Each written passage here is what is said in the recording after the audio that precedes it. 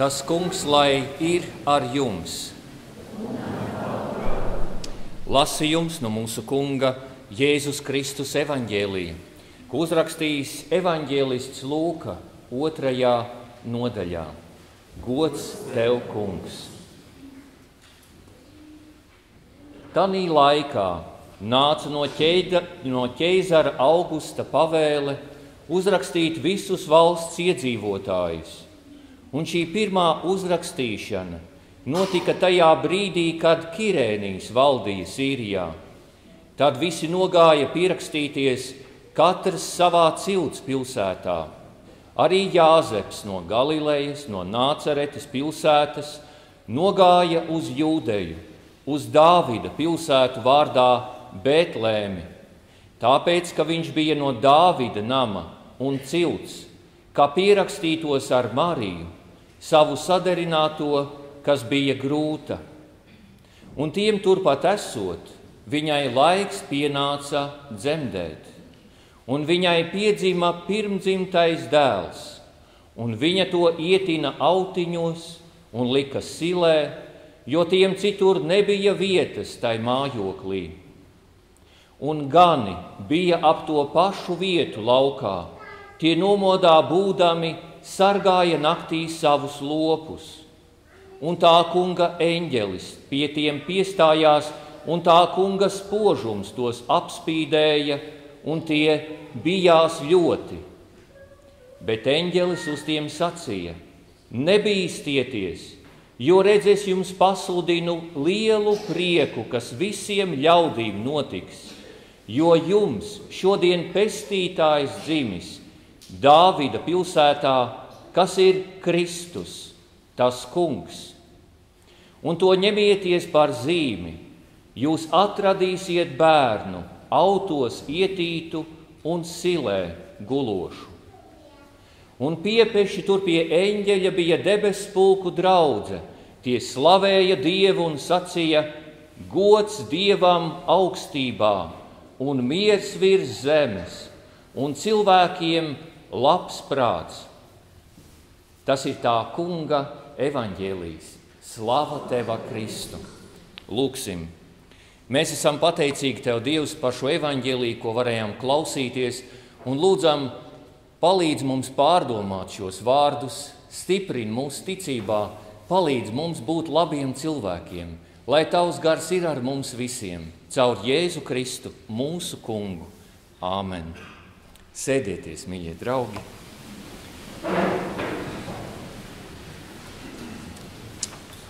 Priecājos ar jums sagaidīt kopā Kristus piedzimšanas svētkus. Šodien Ziemassvētku svētvakarā mēs varam kaut nedaudz, bet piedzīvot šo gaišo prieku par Kristus piedzimšanu. Un piedzīvot arī to, ka mēs varam būt kopā. Jo patiešām mēs atceramies, ka mēs nevarējām būt kopā, un kad tāda iespēja mums nebija dota kādus gadus atpakaļ, cik labi ir būt kopā labās lietās. Un šajā gadā, 23. gadā, mēs arī varējām būt šajā mūsu baznīcas atjaunotajā dievnamā, jo mūsu baznīca šogad svinēja 90 gadus, un tas bija liels prieks redzēt daudzus no jums arī šeit, 12. novembrī. Bija liels prieks arī adventa laikā, kad mums bija skaisti koncerti, kad daudzi cilvēki atnāca un piedzīvoja šo prieku caur koncertiem, caur dziesmām, kā Kristus bērniņš nāk. Un adventa laiks ir laiks, kurā mēs ilgojamies, lai tas patiešām notiek ar mums, lai tas nav kaut kāds teorētisks citiem svētki, vai arī tā nav tikai tāda apdāvināšanās notikums, bet tas ir kaut kas, kas manī piedod kaut ko īpašu klāt. Un tādos kopā būšanas notikumos mēs tiešām varam piedzīvot, cik labi būt kopā labās lietās. Un arī mūsu kungs saka: kur 2 vai 3 ir sapulcējušies manā vārdā, tur arī es esmu viņu vidū.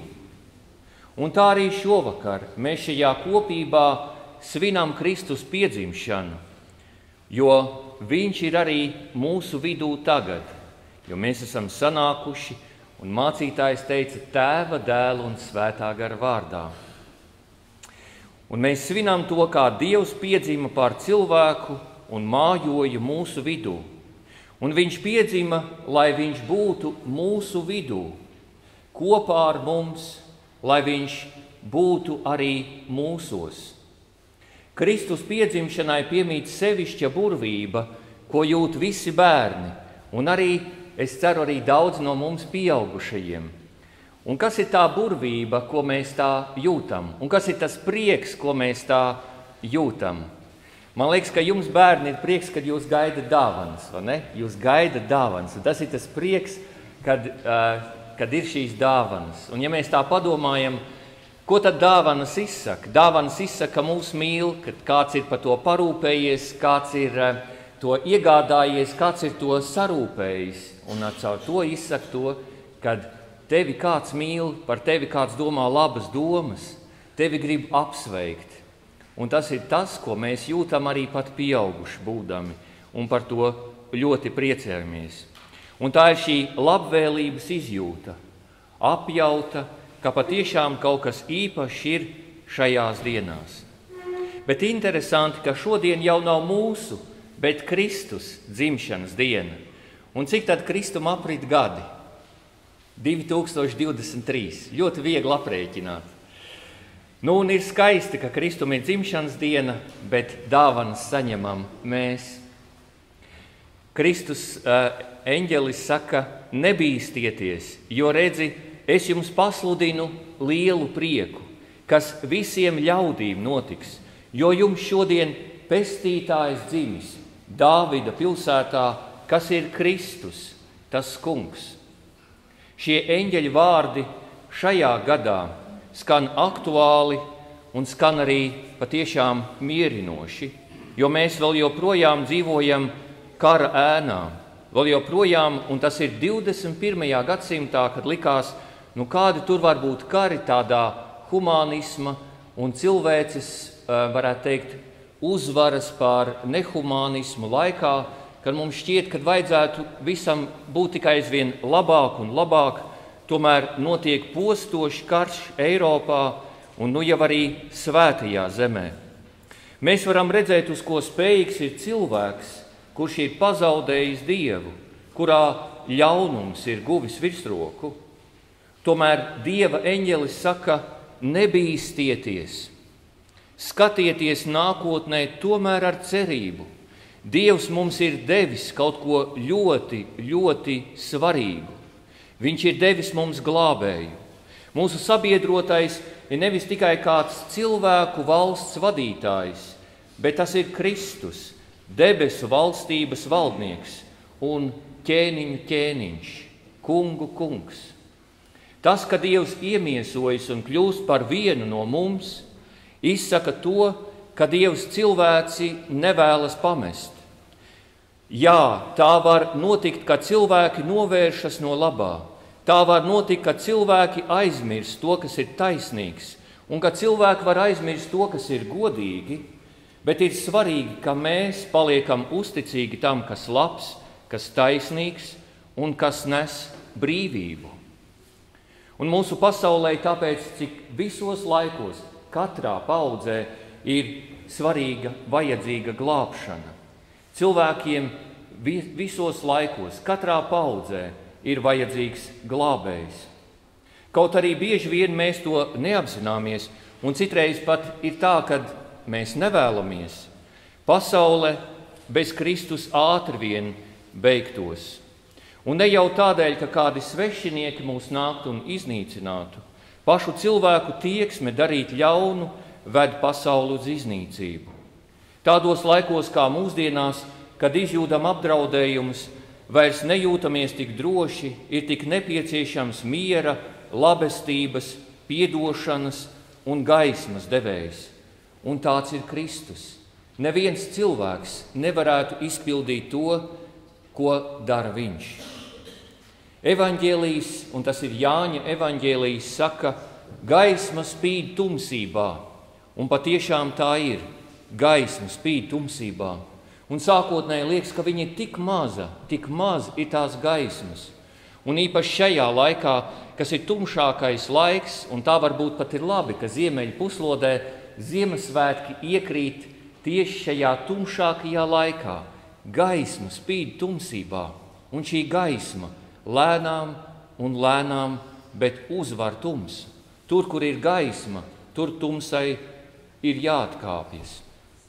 Un tāpēc, cik svarīgs arī ir šis Ziemassvētku laiks, kā ir rakstīts arī citviet Jāņa evaņģēlijā, Dievs tā pasauli mīlēja, ka deva savu vienpiedzimušo dēlu, lai ik viens, kas viņam tic, nepazustu, bet tam būtu mūžīgā dzīvība.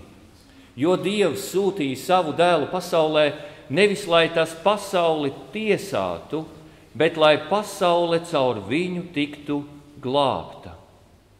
Arī šogad un arī šovakar mēs lūgsim par Ukrainu, kura cīnās par savas zemes brīvību, lai Dievs apžēlojas un dāvā ceļu uz brīvību, uz mieru un uz zemes atzimšanu. Un arī šovakar mēs lūgsim par svēto zemi, lai arī Izrēlā ienāk miers, līdzsvars, līdzās pastāvēšana starp dažādām tautībām un tautām. Lai patiešām Kristus ir miera princis cilvēku vidū. Šovakar, kad ir Kristus piedzimšana, ir vēl viena īpaša tēma, par ko varētu padomāt, proti par svēto ģimeni un par ģimenēm vispār. Un cik skaisti ir svētā Madona, jeb Dievmāte kopā ar bērnu, kāds pārpasaulīgs prieks piepilda sirdi, kad raugāmies uz svētbildēm, kurās ir attēlota svētā ģimene – Jēzus, māte Marija un Jāzeps. Kad mēs tā lūkojamies, tur sastopas Dieva un cilvēku mīlestība. Un patiešām tā ir, ka Kristus bērniņš piedzimst cilvēku ģimenē. Tas nozīmē, ka Dievs ir uzticējis savu dēlu cilvēkiem. Viņš ir uzticējies cilvēku ģimenei. Cilvēks taču bieži vien mēdz teikt, ka tas ir pats bīstamākais no visiem, kas virs zemes šeit mīt, bet Dievs pats sevi uztic mums. Viņš piedzimst un ir starp cilvēkiem. Un tieši tāpēc, lai nestu mieru cilvēku sirdīs. Un tādēļ šovakar mēs arī aizlūgsim par mūsu ģimenēm, lai tajās mēs spējam piedzīvot daudz mīlestības, jūtamies mīlēti un spējam arī mīlēt savus tuvākos. Šogad mūsu baznīca īpaši aicina arī iestāties par ģimeniskām vērtībām, un diemžēl nesen pieņemtie likumi, kas ievieš Latvijā jaunas likumīgas attiecības, kas būtu it kā ģimeniskas attiecības, bet tomēr nav ģimene. Un līdzīgi kā citreiz jūs atceraties, veikalos bija nopērkami tādi izstrādājumi, piemēram, krējuma izstrādājumi, bet tas nav īsts krējums. Partnerattiecības nebūs ģimene, tas ir tikai tā izskatīsies. Turklāt vairos to, ka cilvēki dzīvos nelaulājušies. Un ja tā padomā, iespējams, ka jaunie likumi pavērs ceļu vēl arī tālākiem soļiem. Un varbūt pat iespējams nākotnē mēs vairs nevarēsim tam iebilst. Valsts ir gājusi to ceļu un leģitimizējot to, kas realitātē diemžēl notiek, ka daudzi nelaulājas Dieva priekšā, neslēdz laulības dzimsrakstos, bet vienkārši dzīvo kopā un audzina savus bērnus, atliekot šo svarīgo brīdi uz nākotni. Baznīca šajā situācijā nav pret. Tas būtu nepareizi tā teikt. Baznīca ir par. Mēs esam par to, ka mūsu zemē ir kārtīgas ģimenes, kurās vīrs un sieva ir laulāti un mīlestībā audzina savus bērnus. Tāpēc mēs aicinām jūs pārdomāt un būt aktīviem un aiziet un parakstīties par referendumu sarīkošanu. Ļausim tautai izteikt savu gribu, jo par vērtībām patiešām vajag iestāties, un pozitīvi, nevis negatīvi. Noslēgumā es gribu atgriezties pie prieka. Šovakar patiešām debesis priecājas, jo Kristus ir piedzimis. Arī daudzi baznīcas tēvi ir teikuši, ka ir tikai daži brīži gadā, kad debesis ar zemi priecājas. Un tā ir Kristus piedzimšanas nakts, un tā ir Kristus augšām celšanās rīts, kad debesis priecājas un zeme priecājas. Un šovakar mēs varam dalīties priekā par to, ka mēs esam, ka mums ir vīrs un mums ir sieva, ka mums ir tēvs un mums ir māte, ka mums ir bērni, un ka mums ir ko galdā likt, un ka mums ir miers mūsu zemē, un ka mēs varam brīvi mīlēt viens otru. Tā ir liela, liela dāvana. Šovakar Dievs vēlas mūs iepriecināt, jo Kristus ir tāds pats vērtīgākais, kas ir debesu tēvam. Kristus nāk, lai dotu mums pašu vērtīgāko. Viņš nāk, lai dotu mums savu dzīvību, lai mums būtu vairāk dzīvības mūsu tautā, mūsu vidū, mūsu ģimenēs, mūsu pašu dvēselēs, lai ir vairāk dzīvības. Viņš nāk, lai dot mums vēl kaut ko vērtīgu, proti nemirstību, iespēju būt kopā ar Dievu, jo tieši Kristū ir šis nemirstības avots. Pie tā ir vērts tiekties, pie tā ir vērts palikt, pie tā ir vērts pieķerties un to neatlaist, lai Kristus dzīvība ir mūsu vidū. Mīļie draugi, lai Kristus piedzimst arī mūsu namos, lai viņam ir vieta mūsu mājās, mūsu dzīvē, lai Dieva mīlestība atstarojas jūsu sirdīs, vārdos un darbos, jo viņš ir dzimis par mums. Āmen. Un tagad mēs apliecināsim savu ticību ar apustuļu ticības apliecības vārdiem. Jums lapiņās ir tā ticības apliecība rakstīta, un tagad visi kopā mēģināsim to teikt. Es ticu uz Dievu Tēvu, visu valdītāju, debesu un zemes radītāju, un uz Jēzu Kristu, Dieva vienpiedzimušo dēlu, mūsu kungu, kas ieņemts no svētā gara, piedzimis no jaunavas Marijas, cietis zem Poncija Pilāta, krustā sists, nomiris aprakts, nokāpis ellē, trešajā dienā augšām cēlies no mirušajiem, uzkāpis debesīs, sēdies pie Dieva, visu valdītāja Tēva labās rokas, no kurienes viņš atnāks tiesāt dzīvos un mirušos. Es ticu uz svēto garu, vienu svētu kristīgu baznīcu, svēto sadraudzi, grēku piedošanu, miesas augšām celšanos un mūžīgo dzīvošanu. Āmen.